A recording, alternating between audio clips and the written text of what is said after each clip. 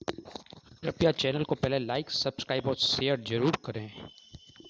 नमस्कार दोस्तों, आशा है कि आपको हमारा ये कंटेंट बहुत पसंद आ रहा होगा।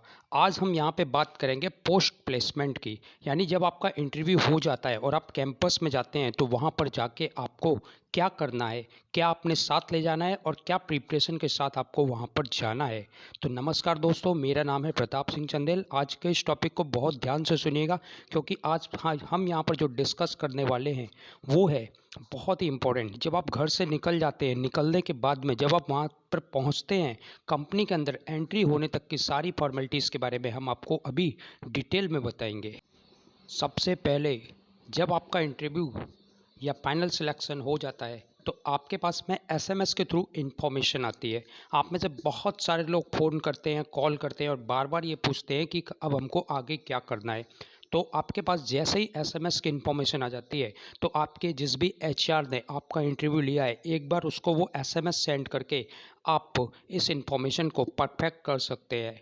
उसके साथ ही एसएमएस में कंपनी के एचआर या सुपरवाइज़र का डायरेक्ट नंबर दिया होता है, तो आप डायरेक्ट नंबर पर सुपरवाइज़र से बात कर सकते हैं। उनसे बात कर सकते हैं कि सर हमको कब आना है, किस डेट में पहुंचना है, कहाँ पे पहुंचना है, किस लोकेशन पे पहुंचना है, कैसे हम वहां पर पहुंचेंगे। साथ ही कंपनी के एचआर को फ़ोन करने के साथ में आप हमेशा ये कंफर्म कर लीजिए अपनी क्वालिफ़िकेशन।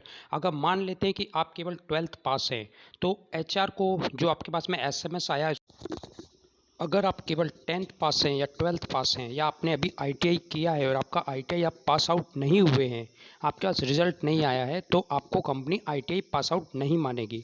तो घर से निकलने से पहले एचआर को कंफर्म कर लीजिए, अपने सारे तैयारी के साथ में घर से निकलिए। अदरवाइज़ आप घर से चले जाएंगे कंपनी के गेट पे और वहाँ पे अगर आपकी एंट्री नहीं होगी तो फिर आपको वापस आना पड़ सकता है। इसलिए घर से निकलने से पहले नंबर 1 पॉइंट ये कंफर्म कीजिए कि जिस कंपनी में आपका इंटरव्यू हुआ है या आपका प्लेसमेंट हुआ है, क्या वो कंपनी 10th पास कैंडिडेट्स को एंट्री देती है कि नहीं देती है, वहाँ पर आपको जॉब मिलेगी कि नहीं मिलेगी। ऐसा तो नहीं है कि वो कंपनी केवल आईटीआई पास आउट कैंडिडेट्स को ही वहाँ पर लेती हो।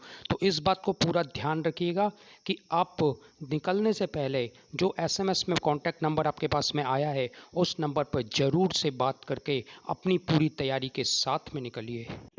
अभी आप में से बहुत लोगों का इंटरव्यू याजाकी का ऑटोमोबाइल के लिए हुआ है, हरियाणा के लिए। तो स्पेशली मैं आपको इसके लिए बता देना चाहता हूँ कि याजाकी भिवाड़ी राजस्थान में है और ये केवल ITI and diploma pass out candidates को ही लेती है, जिनका रिजल्ट मिल चुका हो और जिनका फाइनली क्लियर हो चुका हो कि वो आईटीआई पास आउट या डिप्लोमा पास आउट हो चुके हैं। इसलिए अगर आपके पास में याजाकी से संबंधित कोई भी एसएमएस आता है जिसमें कंपनी याजाकी के इंटरव्यू और उसके कैंपस प्लेसमेंट और आपकी एंट्री का डिटेल हो, तो निकलने से पहले इस बात को 100% क्लियर कर लें कि आपका आईटीआई एंड डिप्लोमा कंप्लीट है। वहाँ के एचआर को भी आप फ़ोन कर लें कि आपका आईटीआई एंड डिप्लोमा कंप्लीट है, किस डेट को आपकी वहाँ पर ज्वाइनिंग होनी है। एसएमएस से जो कॉन्टैक्ट नंबर दिया है उसमें आपके सुपरवाइज़र या एचआर से बात करने के बाद में आप इस चीज़ को कंफर्म होने के बाद में घर से निकलने के लिए तैयार रहें, क्योंकि उसमें जो डेट आपको दी होगी एसएमएस में, वो डेट आपके लिए फाइनल डेट होगी एंट्री के लिए। अब जाने से पहले आप इस चीज़ का ध्यान रखिएगा कि जिसने भी आपका इंटरव्यू लिया है आप उसको एक बार इन्फॉर्म ज़रूर कर दें। अगर फ़ोन नहीं उठता है तो उसको व्हाट्सएप या मैसेज के थ्रू इन्फॉर्म कर दें और किसी भी हालत में इन वीडियोज़ को पूरी तरह देखने के बाद ही जाएँ, ताकि वहाँ जाके आपके अंदर किसी प्रकार की कोई भी कमी हो तो वो यहाँ पर ही पूरी हो सके। घर से निकलने के साथ ही आप अपने ओरिजिनल डॉक्यूमेंट्स को हमेशा अपने साथ में कैरी करें। ओरिजिनल डॉक्यूमेंट्स आपको वहाँ पर कहीं भी जमा नहीं करने हैं, लेकिन ओरिजिनल डॉक्यूमेंट्स वहाँ पर वेरिफिकेशन के लिए आपको दिखाने पड़ सकते हैं। ओरिजिनल डॉक्यूमेंट्स के साथ साथ में आप हर डॉक्यूमेंट्स का कम से कम 4 सेट फ़ोटोकॉपी और अपनी सेल्फ की 8 फ़ोटो हमेशा अपने पास में रखिए। अब जब आप इंडस्ट्री के गेट पर पहुंच जाते हैं तो सुपरवाइज़र को तो आपने पहले से ही इन्फॉर्म कर रखा होता है। तो कभी कभी ऐसा भी होता है कि सुपरवाइज़र का नंबर जल्दी उठता नहीं है, तो बहुत सारे लोगों का कॉल एचआर के पास आने लगता है कि सर सुपरवाइज़र का नंबर नहीं उठ रहा, क्या करें।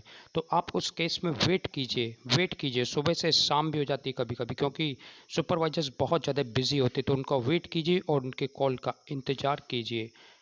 बहुत सारे कैंडिडेट्स जो इंडस्ट्री में जाते हैं यहाँ से काम की तलाश में, और वहाँ पर उनको एंट्री मिलने में थोड़ी सी भी देर होती है, अगर किसी भी तरह की प्रॉब्लम आती है वहाँ पर, तो बहुत जल्दी वो हार मान जाते हैं। अगर आपको किसी भी तरीके की प्रॉब्लम आती है तो अपने सुपरवाइज़र से बात कीजिए, अपने एचआर से बात कीजिए, वो आपकी प्रॉब्लम को किसी भी हालत में सॉर्ट आउट करेंगे। तो वापस मत जाइए, हार मत मानिए, उनसे बात कीजिए। दोस्तों, मैं आपको बहुत ही इम्पोर्टेंट कारण बता देता हूँ जिसकी वजह से आप अपनी जॉब को छोड़कर भागते हैं।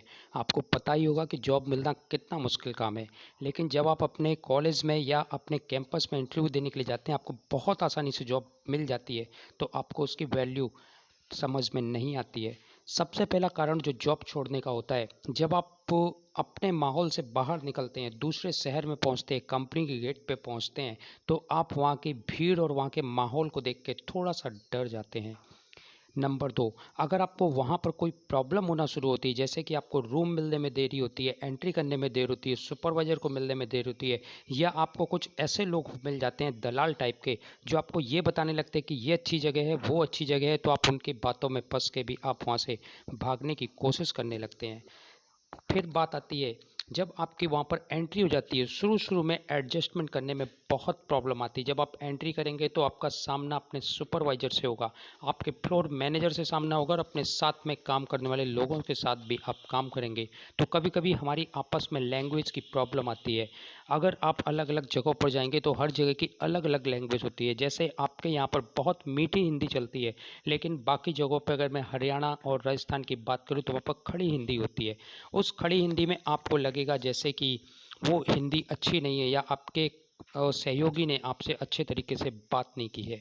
इसके अलावा एक प्रॉब्लम और आती है, जब आप शुरुआत में जाते हैं तो आपका सुपरवाइज़र आपके लिए रहने का अरे बताए, तो ऐसा ज़रूरी नहीं होता है कि पहले दिन ही आपको एक ऐसा रूम मिल जाए। कभी-कभी में शुरुआत में आपको एक साथ काफ़ी लड़कों को एक साथ रहना पड़ता है। तो बहुत से लोगों का फ़ोन आने लगता है कि सर हम एक कमरे में 8 लोग रह रहे हैं, 10 लोग रह रहे हैं, रहने की कंडीशंस अच्छी नहीं है। तो ऐसा नहीं होता है। जब शुरुआत होती है, शुरुआत में हो सकता है रहने की कंडीशन अच्छी नहीं हो, लेकिन धीरे-धीरे आप अपने लिए रूम का अरेंजमेंट कर लेते हैं या सुपरवाइज़र के द्वारा कर दिया जाता है। सेकंड जो प्रॉब्लम आती है उसके साथ ही एक खाने की प्रॉब्लम आती है। आप में से बहुत सारे लोगों को खाना बनाना नहीं आता है, क्योंकि इंडस्ट्री में ज़्यादातर वन टाइम का फूड अवेलेबल होता है, सुबह का ब्रेकफास्ट अवेलेबल होता है, लेकिन सेकंड टाइम का जो फूड होता है आपको सेल्फ प्रिपेयर करके खुद ही तैयार करके खाना होता है। तो इस केस में ज़्यादातर लोग होटल के ऊपर डिपेंड हो जाते हैं, लेकिन होटल के ऊपर अगर आप डिपेंड होते हैं होटल के खाने के ऊपर, तो आप बहुत लंबे समय तक वहाँ पे काम नहीं कर पाएंगे। तो इसमें आपको अपना खाना बनाना आना ही चाहिए। इसके साथ ही एक और मेजर समस्या जो आती है, जो व्यक्ति पहली बार घर से निकला होता है, शुरू-शुरू में जब वो अपने घर के बाहर जाता है, तो उसके अपने घर वालों की, अपने दोस्तों की, अपने मोहल्ले की, अपने यादों की उसको बहुत ज़्यादा याद सताने लगती है। तो इस केस में उस व्यक्ति को लगातार फ़ोन पे अपने घर वालों के कॉन्टैक्ट पे रहना चाहिए और महीने या 2 महीने में एक बार मौका निकाल के घर पे विज़िट करे। धीरे करके उसके वहाँ पर रहने की आदत पड़ जाएगी। तो घर की याद आना कोई एक बहुत बड़ा कारण होता है जिसमें कि व्यक्ति अपनी जॉब छोड़ देता है। आशा है अभी तक जो भी इन्फॉर्मेशंस मैंने आपको बताई होंगी या जो भी पॉइंट्स आपको बताए होंगे आपके लिए बहुत ही इम्पोर्टेंट होंगे। जो लास्ट के जो पॉइंट्स हैं उसमें से बहुत सारे कारण मैंने आपको बताए हैं कि क्यों हम अपनी जॉब को बीच में ही छोड़ देते हैं, और मुझे पूरा का पूरा विश्वास है कि ये पॉइंट्स अगर आप लगातार मेरे 4-5-6 वीडियोज़ की सीरीज़ को अगर देखते रहेंगे, तो ये प्रैक्टिकल पॉइंट्स से आप गुजरते रहेंगे, तो आपको आइडिया हो जाएगा कि हमको किस तरीके से वहाँ पर टिकना है। तो आशा है दोस्तों कि आपको हमारा ये कंटेंट बहुत ही पसंद आ रहा होगा, और अगर आपको ये कंटेंट बहुत ही ज़्यादा पसंद आ रहा है तो कृपया इसको लाइक कीजिए, शेयर कीजिए, सब्सक्राइब कीजिए और अपने दोस्तों को इसके बारे में ज़रूर से बताइए, ताकि अगर कोई भी किसी भी प्रकार की जॉब को ढूंढ रहा हो तो हमको कनेक्ट कर सके, हमारे साथ में जुड़ सके, और केवल एक बार नहीं जुड़े बल्कि हमेशा के लिए हमारे साथ में वो जुड़ जाए और हमेशा हमारे साथ में काम करे। स्क्रीन पर मैं अपना व्हाट्सअप नंबर और कॉलिंग नंबर दोनों आपको देता हूं, तो आप मुझे कॉल पे बात भी कर सकते हो और व्हाट्सअप पे मेरे साथ में लगातार जुड़े भी रह सकते हैं। किसी भी इन्फॉर्मेशन के लिए आप मुझे डायरेक्ट कनेक्ट कर सकते हैं। कृपया इस चैनल को सब्सक्राइब करें, लाइक करें और शेयर करें, और ताकि ज़्यादा से ज़्यादा लोगों को इसका फ़ायदा हो सके। धन्यवाद।